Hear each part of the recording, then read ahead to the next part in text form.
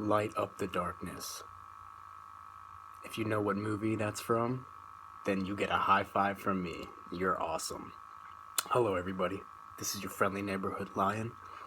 I am coming to you at 3 o'clock in the morning on January 3rd, 2016. And I'm here to do another Q&A. So here we go. I'm happy. I'm super excited because I got some scientific questions here that I'm going to answer for you guys. Keep sending your questions, guys. Comment down below. Let me hear your thoughts, all right? Here we go. Can you go more in depth? Okay, I'm going to start reading. I'm going to start reading out your names, too. And if you don't want me to say your name in the video, just let me know that in your comment, okay? Say, like, don't mention my name or send me a message if you don't want me to speak your name out publicly to everybody. So this person this is Awesome Poe.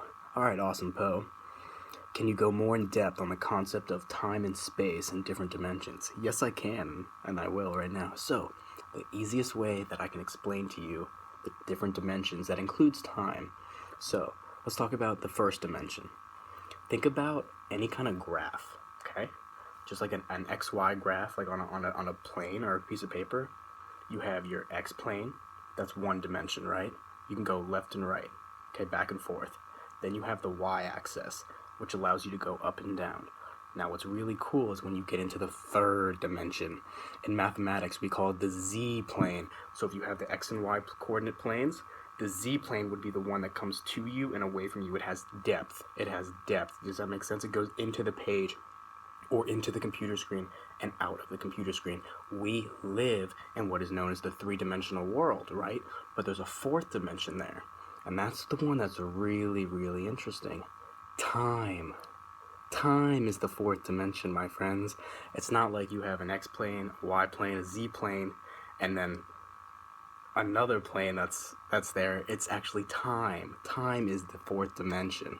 Okay, we live in three dimensions of what is known as space, that occupies space, volumetric space, and then we have a fourth dimension, just one dimension of time, but people also refer to it as the fourth dimension, which is time. So another easy way is video games. Think about the old Mario games, or the old NES Zelda games. You can scroll left and right, up and down, right? When you're playing Mario, like, you jump, right? That's only two dimensions that you're playing in. Then when Ocarina of Time came out in the Nintendo 64, you had Ocarina of Time, my personal favorite video game of all time, by the way, and Mario 64, another one of my favorite games of all time. That took it from the X and Y plane, and they added in the Z plane. So now all of a sudden, you can build space, you can build volume, you can build things that have depth. That's where you can get a world that you can actually run to a building that you see off in the distance, or walk and open a door. Do you see what I'm getting at? Does that make sense to you? It's actually a really cool concept when you think about it. It's amazing. It's absolutely amazing. It boggles my mind. I love it. So really quickly, when we talk about movies, people say like, oh, let's go see a 3D movie or whatever. I don't like that they call it 3D, three dimensions, because to me it's not a 3D movie. It's almost like a 2.5 dimension, like it's coming out at you a little bit. But to me, if something was three-dimensional, it would be here, right here. Like, if you ever seen the movie Iron Man, this is a perfect example. How he interacts with his technology in space in his laboratory, that is a three-dimensional type of interface, where I can grab the screen, grab the icons on the screen, pull them out, and then move them, spin them, interact with them in this three-dimensional space. So movies that have the 3D, to me it's only like 2.5D. It's kind of coming out at you a little bit, but it's not fully there. The image isn't fully there. I want to be able to see people, you know what I mean, like hanging out like right here. And that's what I thought the Nintendo 3DS was actually going to be when I first heard about it. I thought it was going to be, I thought about Pokemon, which is one of the first things that I thought about.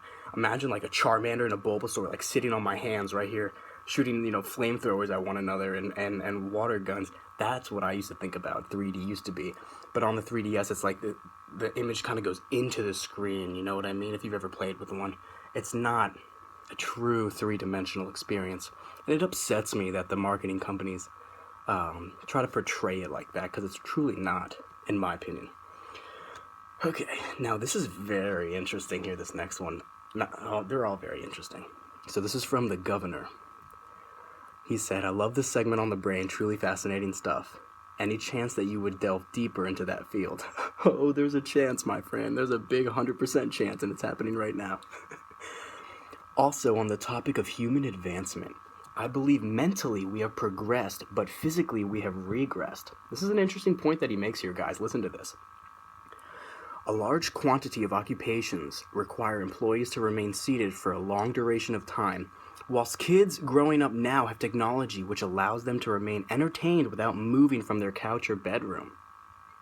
Of course, there are still physically competent individuals out there, but on the average, a non-gym goer is not as fit as a non-gym goer, say, 50 years ago.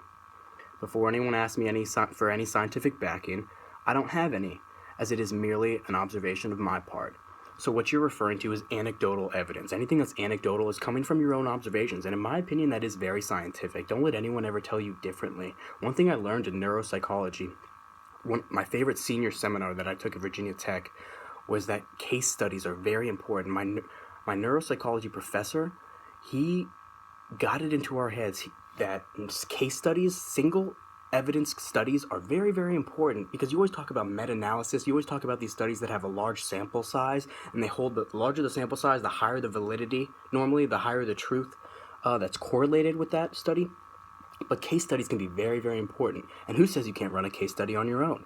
I know, of course, you're going to have bias there, obviously, because it's coming from you, but that's why it's called anecdotal evidence. So you do have your own a little bit of scientific evidence. Don't sell yourself short, my friend.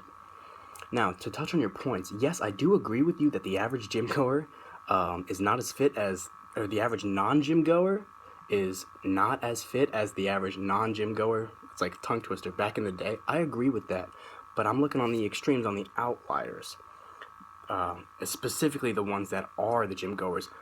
Don't listen to me. Go look up the Olympics. Go look up the world record holders of all these things.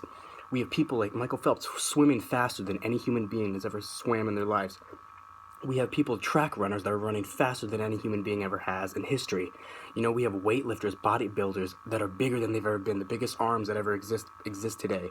The strongest men that ever lived, they're like deadlifting over 1,000 pounds. I don't know what the world record is. You guys probably know better than I would guess, 1,200 pounds people are deadlifting now. It's unbelievable. It's unbelievable, the leaps and bounds and advancement that we've done.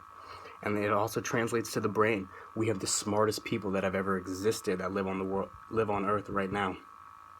But like I said, we also have what you're talking about, just people who are not in that realm at all in any way. Because of, in some ways, I would say, yeah, you're right, because of technology, we have everything's so easy to get a hold of, so you don't have to do much work in order to obtain your pleasure, in order to obtain your joy out of a hobby. So it's a very interesting point, you guys. Think about that for a little bit. I want you to mull that over in your mind for a little bit. Let it sit. All right, great question, buddy. And good thought process, too. Let's see, what else? Okay, and these next comments were about Periscope. By the way, I have a Periscope account now, guys. That's the app that's pretty much the winner of the research that I've done and the questions that I've asked you guys. So please add me on Periscope. My account is the same thing as YouTube. Truthseeker 182. Truthseeker 182. One word. That's it. Simple. Same exact thing. So now I can do some live streams with you guys. Let's go, man. Let's go. I want to do this live streaming stuff. I got like 10 followers, 9 or 10 followers right now. So yeah, let's get that going and try to set up a time. I'll try to set up something so we can live stream together, and you guys can ask me questions on the fly, and you can just see my reaction, see my face, see my eyes, see everything going on as it happens, which I believe is immensely better than any kind of video that's pre-recorded. That's just my opinion, though. Something about being there, feeling the energy, interacting with the energy as it happens. It's irreplaceable. All right, let's see here. Dun, dun, dun. How relevant do you think university is? So I'm not exactly... Oh, this is from my buddy Steven Zhao. I don't want to mess up how you say that. Steven Zhao. How relevant do you think university is? So I'm assuming you mean college. I'm assuming you mean how important do I think going to college is? Is that your question? Because that's what I'm taking it as. So that's the question I'm going to answer. I think it's extremely important, no matter what you want to do. I think it's to me, one of the best decisions I've ever made in my life was to go to college. Because you guys, there's a lot you don't know about me, and there's a lot you'll never know about me. But when I was in high school, near the end of high school, guys, I almost didn't go to college. Like, I didn't know what I wanted to do with my life. I didn't know what path the universe had laid out for me, what options I had. I just had no idea what I wanted to study, what I wanted to really do. I mean, I had an idea. I always wanted to help people. I always loved the brain. I always loved the mind. But it wasn't until my freshman year at, it was New River Community College down in Blacksburg, where I met this psychology professor there, and he blew my mind. He had long hair similar to me, probably like to right here, and he opened my eyes to the mind even more. Like I had like a flame in my heart, a little spark, and he turned it into a fire, and he just let me loose, and he just really opened my eyes. So if anything else, like, people can say, yeah, you have the knowledge is out there, guys. You can go research. I think Harvard, MIT, these people like offer free online courses. Like, you can go and study the stuff on your own. But what I've learned is what the university brings is it brings collaboration. Okay, it brings cooperation. It brings teamwork. You work with your coworkers or your fellow friends, whatever you want to call them, the other students that you are with, and they work together, and then you bring that information to the professor, and it's a two-way street, a connected street between you guys and the professor. And that, in my opinion, can never be replaced. I think teachers and professors are one thing that's almost going to be irreplaceable, no matter how far our advancement comes in technology and building robotics. You know what I mean? And having robots teaching stuff. Like, we have software, when you call any kind of company or whatever, the lady says, the number you have dialed is not available right now. Like, we have robotics today, and we have robots that can move and do things and talk and interact with you. But to get it to the point where it's indistinguishable from a human, to have them have their own memories, their own thoughts, their own desires, their own behaviors, that's way down the road. And actually, it's going to be pretty scary when you think about it. If you could you imagine if I was sitting here and I was actually a robot? You found out that I was not even human. That'd be whoa. But to me, I think the best thing about university is the family aspect. It brings collaboration between all of the people that are involved. So do I recommend it? If you have the opportunity, absolutely. I was blessed enough by the universe to have parents that could afford to send me to college. So I did my best. The least I could do on my part, the way my logic was, the way my brain laid it out was, if my parents are able to send me to school, the best thing that I can do is try to get the absolute highest grades that I can. Instead of partying, instead of joining a frat and wasting all my time and wasting my life away like that and just getting average grades and just partying every weekend, getting drunk. No, my mind thought in a different frequency, on a different spectrum, and I thought, I'm going to spend this time the best that I can, getting as smart as I can, preparing myself for the future, so that I can then benefit the world when I leave this place in 4 years. Now, a lot of my friends that used to do that, guys, that party and stuff, guess what? They're still in college. They're in their 5th year, 6th year, because they didn't graduate, because they didn't pass their courses, because they messed around. So if you have the opportunity, yes, take it. Go to college. Don't study something just for the money. That's one thing I also learned. Don't study something. That's what my brother did. I don't want to talk about him, but my older brother went into business, and I told him since we were young he wanted to go into business because he knew it was the thing that was going to make him the most money. And I told him, I said, you shouldn't be doing this. You should follow what you love, because later down the line, you're going to regret these years. You're going to regret all this time when you're just sitting behind a desk from 9 to 5, working at a job that you hate, studying a thing that you hate in college. Just so what? You can retire 5 years earlier than the average person? No, that's not how my logic was. My logic was, I want to study what I love so that I can spend my entire life doing something that I love, not spend the next 30 years doing something that I hate and then be happy for when I'm 60 to 80 years old. No way. I want to be doing what I love when I'm in my 20s, in my 30s, in my 40s, when I'm young and vibrant. I want to be able to do the things that I love. So I studied what I love, which is the mind. And I recommend that you do the same, my friends.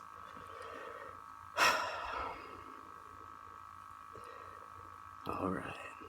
Couple comments here about Star Wars, because I uploaded that video. I hope you guys have seen Star Wars. If you haven't, go see it. It is incredible.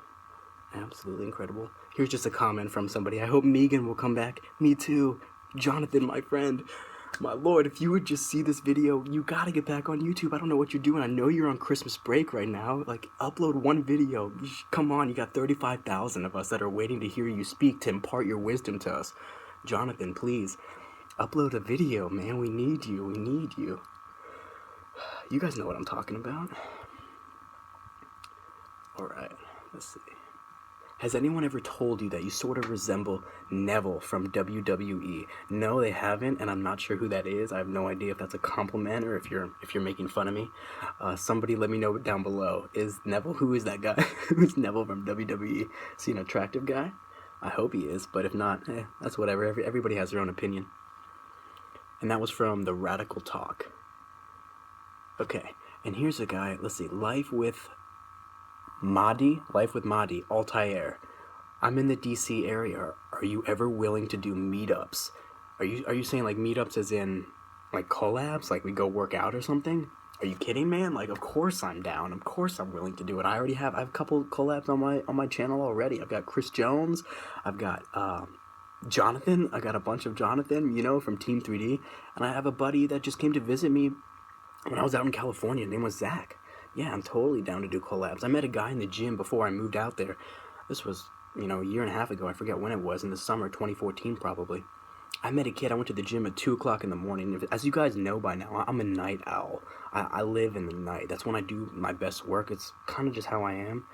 To explain that to you, I guess, a little bit, why do I stay awake at night and why am I up during the late hours? Well, to me, when the day's going, when the sun is out, it's like there's a certain amount of energy that's in the atmosphere. This is all theoretical on my part, okay? There's a certain amount of energy that's in the atmosphere that everybody can use to do their daily activities, you know, to go to work, to drive, to do whatever.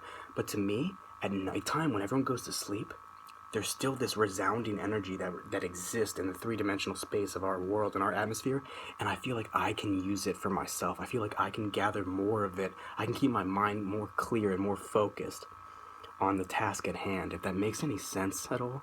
So at nighttime, when it's quiet, I just feel like I can absorb, I can hold on to the energy. I don't take it. It's not like I take it and it's all mine and no one else gets any of it. No, I'm just borrowing it from the universe, and then it slips through my cerebral cortex, slips through my brain, slips through my muscles, and it goes back out through heat, through dissipation, through sound, okay? It gets dissipated back out to the world. I'm just borrowing the energy for a little bit. But when everyone's awake at 6 in the morning, 8 in the morning and doing their thing, that's when it's very bustling about, everything's going around. It's harder for me for some reason. I don't know why. Everybody's different. One of my best friends that is incredibly smart, he works very well in the morning. He told me, I saw him the other day, he told me he works the best between the hours of, I think he said 5 a.m. and 8 a.m. or something like that. See, we all know, guys, like, we're these scientific minds. We know when we function the best, and you need to figure that out yourself. We're all scientists here. Whether you think you are or not, you are a scientist, my friend. All of you, ladies and gentlemen, you girls out there too, you are scientists, all right? You need to study your own mind and your own body, and you need to learn about yourself. And you'll find what ways make you function the most optimally in any given situation, okay?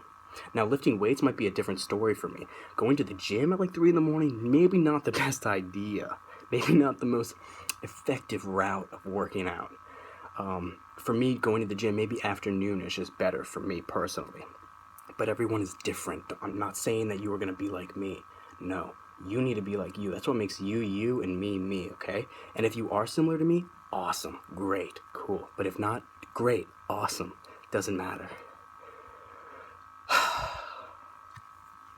Oh my god, 18 minutes, 19 minutes. Okay, guys, there's more questions here, and I just want to keep going and going and going. All right, I think I'll end this one, and I might just start up another one right away and just keep talking, because I don't want to keep you guys for too long, because I know the average view time is like 2 minutes. Most of you guys have the short attention span. Your retention of my videos is very short. It's like 2 minutes long. I can check on YouTube analytics. If I knew that people were watching all the time, then I would just put up a video, man, and I would have it be, I would have it be an hour long. You know, I would just talk and talk and talk. But I guess I'll try to keep this under 20 minutes right here. And I'll start up another one probably right now. I hope you guys enjoyed. Please comment down below. Leave your thoughts. Leave your questions. Let me know what you're thinking, guys. Let's keep talking. Let's keep communicating. This is your friendly neighborhood lion, signing out. Peace.